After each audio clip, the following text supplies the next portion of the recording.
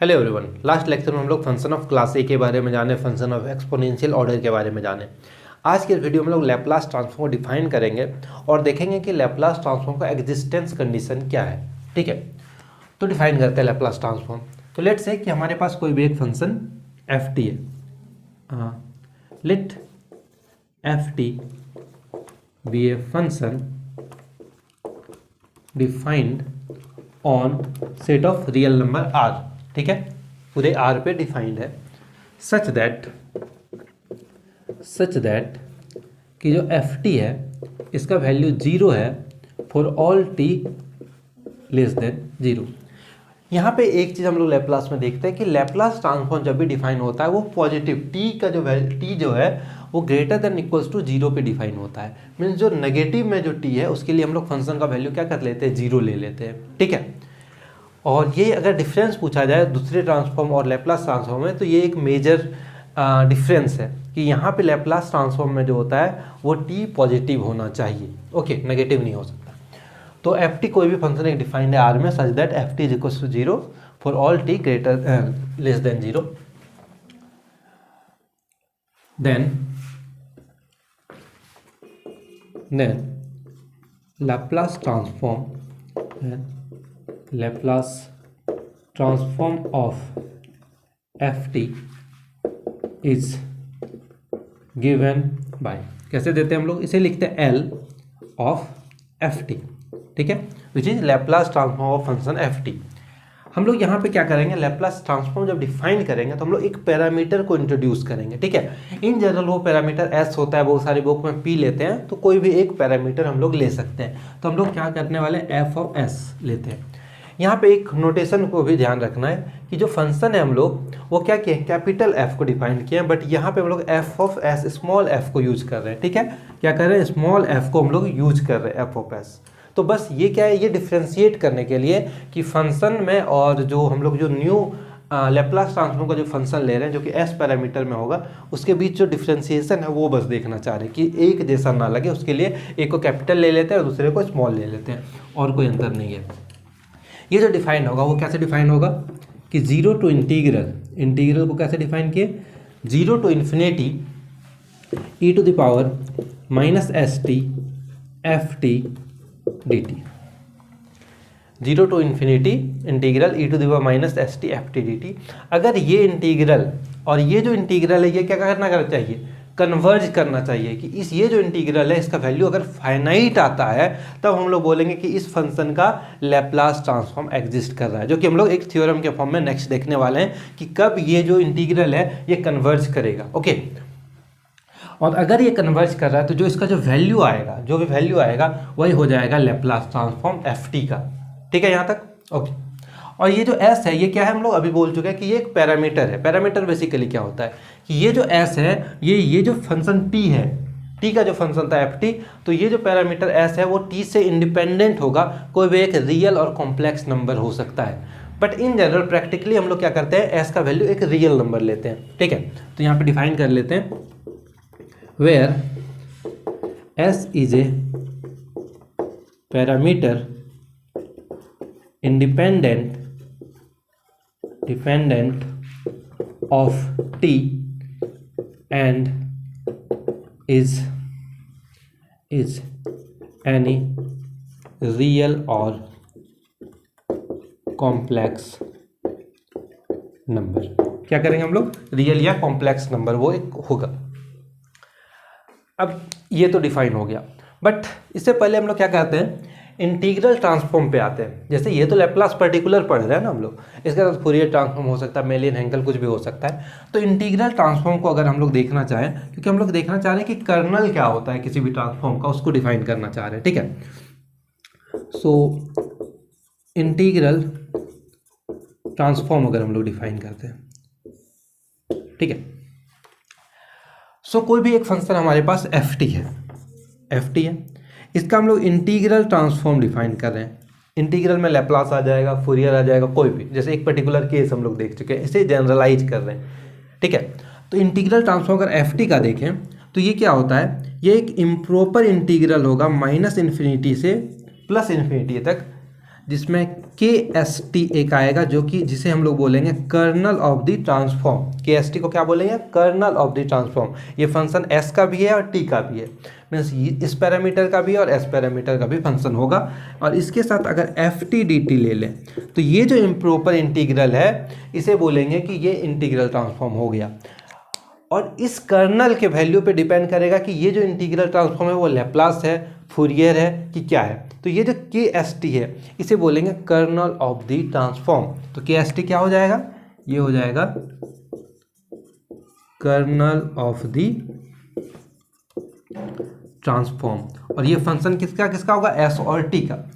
तो अगर इसे और इसे कंपेयर करें, ठीक है, तो हम लोग कर्नल एस टी अगर लैप्लास ट्रांसफॉर्म के लिए पूछ दे कि लैप्लास ट्रांसफॉर्म का कर्नल क्या होगा, वो कैसे निकालेंगे अब यहाँ पे देखते हैं। सो कर्नल ऑफ लैप्लास ट्रांसफॉर्म को मैं एल टी लिख रहा हूँ, ठीक है, कर्नल ऑफ लैप्लास ट्रांसफॉर्म। तो हम लोग क्या लिखेंगे इसे? के एस टी। तो के एस टी का वैल्यू क्या होना चाहिए? तो अगर यहाँ देखें इंटीग्रल क्या है, माइनस इन्फिनिटी से इन्फिनिटी तक जा रहा है, तो हम लोग के को ऐसे डिफाइन करेंगे कि वो जीरो से इन्फिनिटी जाए। हमारा क्या है? जीरो से इन्फिनिटी है। तो के एस टी को कैसे डिफाइन करेंगे कि अगर t greater than equals to zero है तो ये जो के एस टी है वो क्या हो जाएगा? E to the power minus s t. और अगर टी लेस देन जीरो है तो ये क्या हो जाएगा? जीरो। ठीक है, अगर इस के एस टी का वैल्यू यहाँ पे सब्स्टिट्यूट करें, इस पे सब्स्टिट्यूट करें, तो ये हो जाएगा हमारा क्या? Laplace transform. और इस आई को हम लोग रिमूव कर देंगे, एल से रिप्लेस कर देंगे, ठीक है। तो ये हो जाएगा e to the power minus s t, zero से इन्फिनिटी लेंगे, e to the power minus s t f t d t, जो कि हो गया लैप्लास ट्रांसफॉर्म। ठीक है, तो ये बस बेसिक कॉन्सेप्ट था कि अगर कर्नल हमें पूछा जाए कि कर्नल क्या होगा लैप्लास ट्रांसफॉर्म का, वो हो जाएगा ये के एस टी का वैल्यू।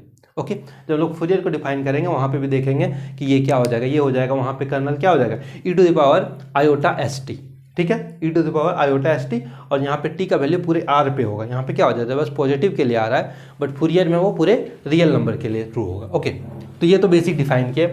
बट प्रॉब्लम को सॉल्व करने से पहले हम लोग क्या करते हैं, इसका देखते हैं कि एग्जिस्टेंस कंडीशन क्या है लैप्लास ट्रांसफॉर्म का। ओके, थ्योरम के फॉर्म में ये क्या बोलता है कि if f t be a function of class a with exponential order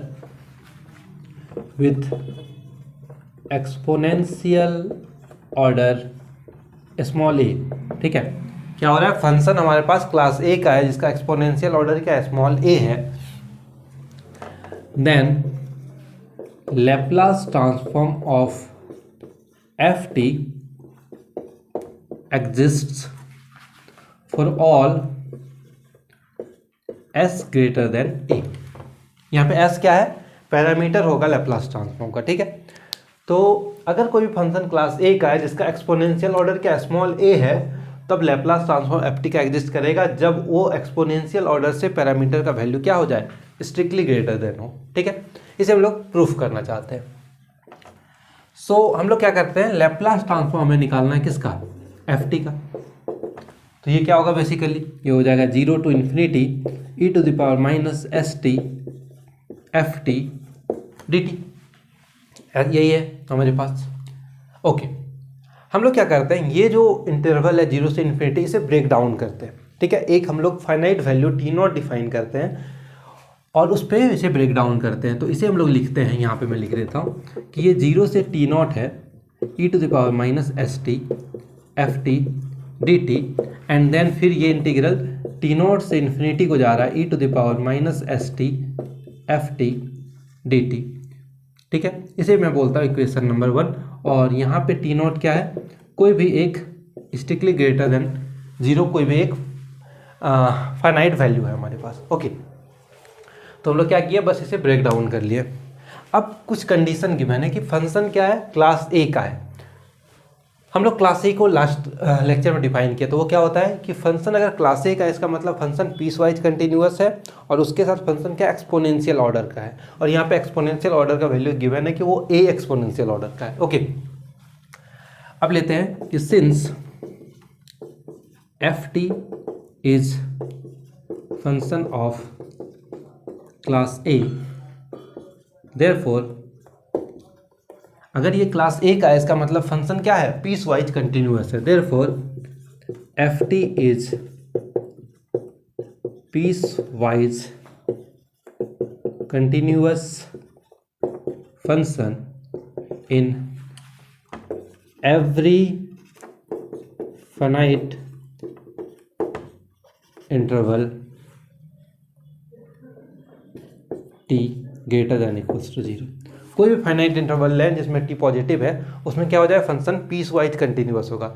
इसका मतलब 0 से t नॉट के बीच भी ft क्या हो जाएगा, वो कंटिन्यूअस होगा। ठीक है, मीन 0 से t नॉट के बीच भी क्या फंक्शन कंटिन्यूअस होगा। हेंस ft इज continuous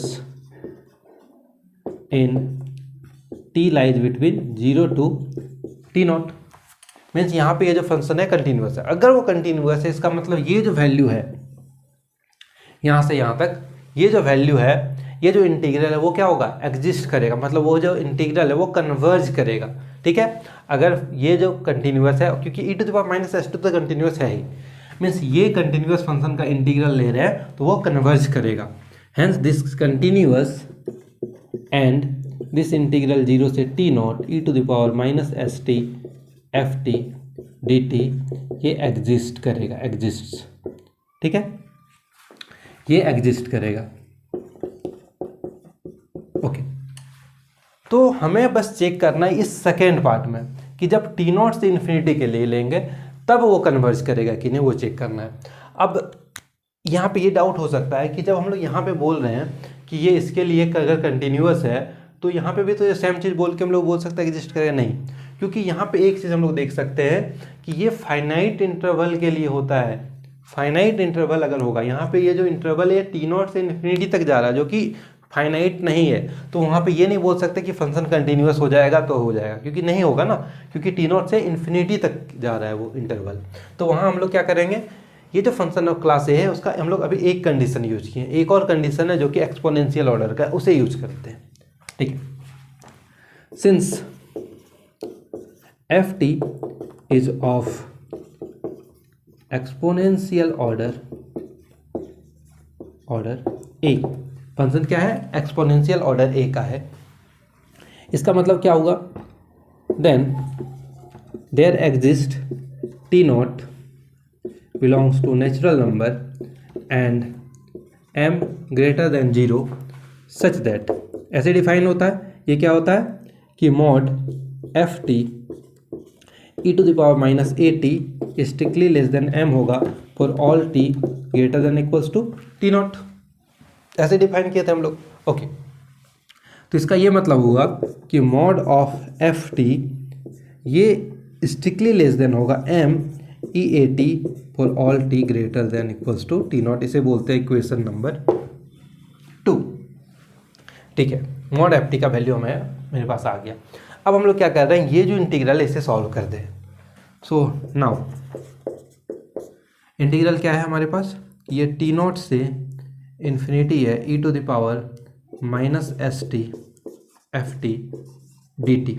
इसका क्या करते हैं, मॉड लेते हैं। हम लोग ये जानते हैं कि जब मॉड इंटीग्रल के अंदर ऑपरेट होगा तो साइन क्या हो जाएगा, लेस देन इक्वल्स टू का।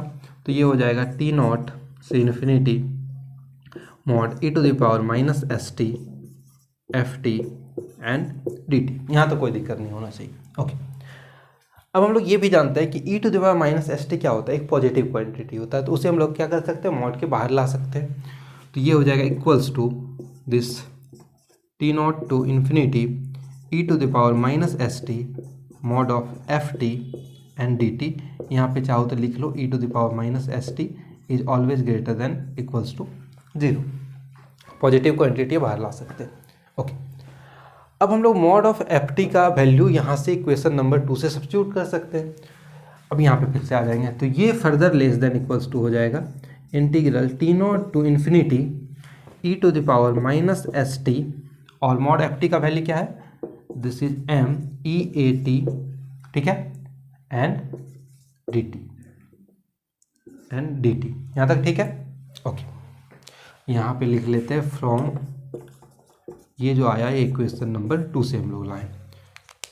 अभी तक यहाँ। अब हम लोग देखें, ये प्रूफ करेंगे कि ये जो वैल्यू है इसे हम लोग चाहें तो आर्बिट्ररी स्मॉल बना सकते हैं अपने अकॉर्डिंग, जितना भी छोटा क्वांटिटी बनाना चाहे, फाइनाइट क्वांटिटी, वो हम लोग बना सकते हैं। ओके, तो हम लोग यहाँ पे आ गया कि इंटीग्रल टी नॉट से infinity e to the power minus s t f t d t का value less than equals to है इस क्वांटिटी के, जो कि हो जाएगा एम हमारे पास एक कांस्टेंट है। इंटीग्रल हो गया टी नॉट से infinity e to the power, इसे क्या करते हैं माइनस एस,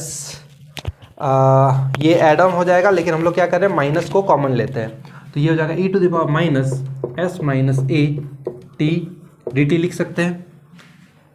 ओके, यहाँ तक ठीक है। ठीक, अब हम लोग क्या करेंगे, इसे इंटीग्रेट करते हैं, तो ये हो जाएगा इक्वल्स टू एम, ये हो गया e to the power minus s minus a t upon minus s minus a,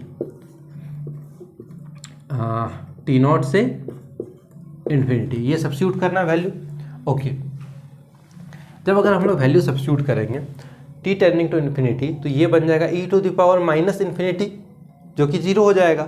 ठीक है, लेकिन वो कब होगा, जब ये जो क्वांटिटी है एस माइनस ए वो क्या हो जाए, पॉजिटिव क्वांटिटी हो जाए।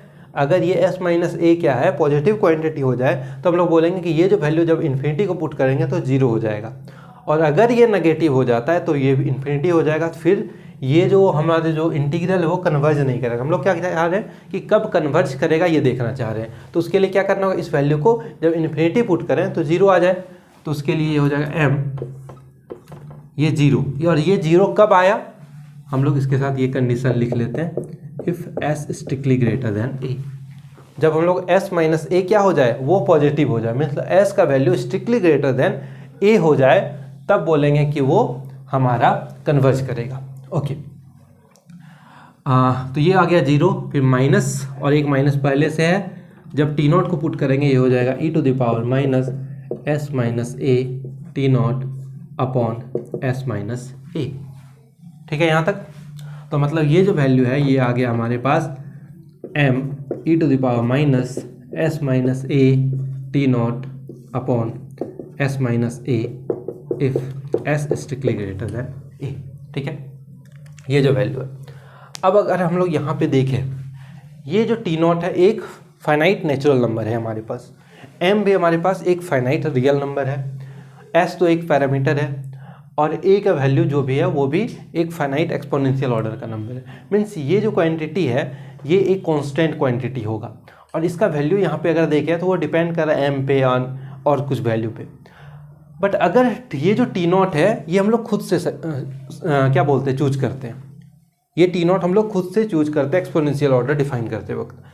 तो अगर इस क्वांटिटी को अगर हम लोग को स्मॉल बनाना है तो हम लोग क्या करेंगे, टी नॉट का वैल्यू को ज़्यादा बड़ा लेंगे। तो अगर टी नॉट का वैल्यू को काफ़ी ज़्यादा बड़ा ले ले, लाइक टेंडिंग टू इन्फिनिटी कर दे, तो ये जो वैल्यू है वो 0 हो जाएगा। मीन्स ये जो इंटीग्रल है उस केस में कन्वर्ज कर जाएगा। मीन्स अगर इस इंटीग्रल को कन्वर्ज कराना है तो हम लोग क्या करेंगे, टी नॉट को एक आर्बिट्ररी लार्ज क्वांटिटी लेंगे। ठीक है, यहाँ लिखते हैं and then but this quantity M e to the power minus s minus a t not upon s minus a can be made arbitrary small by taking very large value of t not.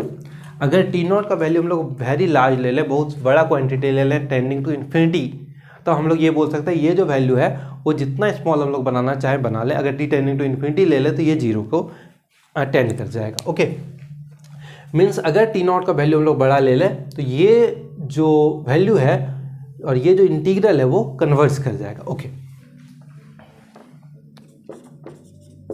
Hence ये जो integral है t not to infinity e to the power minus s t f t d t exists, लेकिन जो existence का condition क्या है कि s strictly greater than a हो जाएगा। हम लोग ये देखें कि जो पहला जो कंडीशन था ये जो इंटीग्रल था वो 0 टू इन्फिनिटी है, तो हम लोग ब्रेक किए थे 0 से t not and then t not से इन्फिनिटी, जो कि क्वेश्चन नंबर 1 है। तो जो पहला इंटीग्रल था वो चूँकि पीस वाइज कंटिन्यूस था ये फंक्शन एफ टी, इसलिए वो कंटिन्यूस हो गया, तो वो कन्वर्ज कर रहा था। यहाँ पे भी दिखा दें कि एस ग्रेटर देन ए पे ये जो सेकेंड इंटीग्रल है कन्वर्ज कर रहा है।